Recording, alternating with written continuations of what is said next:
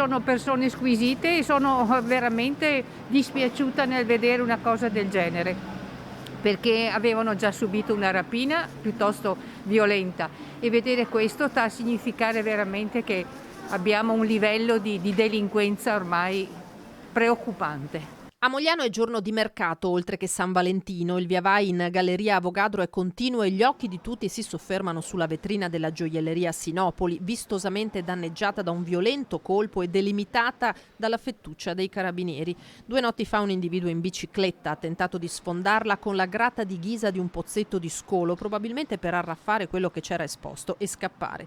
Il gesto di uno sbandato, tanto è stato maldestro, ma i danni rimangono e con essi l'amarezza per un'attività e una famiglia continuamente prese di mira. Dà sempre un certo effetto vedere queste cose.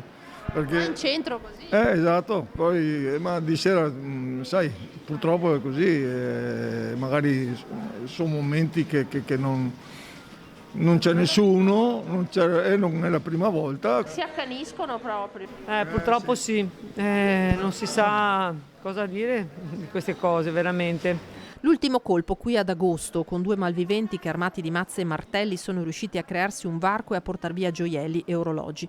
Ma la famiglia, molto nota visto che lo zio era il famoso direttore d'orchestra Giuseppe Sinopoli, ha passato momenti anche più difficili, come la violenta rapina subita nel 2006 da Eugenio, padre degli attuali titolari, scomparso di recente. Io penso che i delinquenti dovrebbero stare in galera, perché guardi, si sono proprio accaniti, guardi che roba. Poveri, mi dispiace perché è morto lui, Sinopoli. Hanno avuto tante disgrazie, poveretti, da quando sono qua. Al vaglio dei carabinieri ci sono le immagini di videosorveglianza che hanno ripreso il malvivente in azione. Della vetrina si occuperà l'assicurazione, ma l'essere presi di mira in un luogo tanto centrale colpisce profondamente i Sinopoli, ai quali tanti moglianesi oggi hanno voluto manifestare la loro solidarietà. Noi la conosciamo da tanto tempo la e poi quello che è successo, la disgrazia, un po' tutto, insomma. Mi dispiace.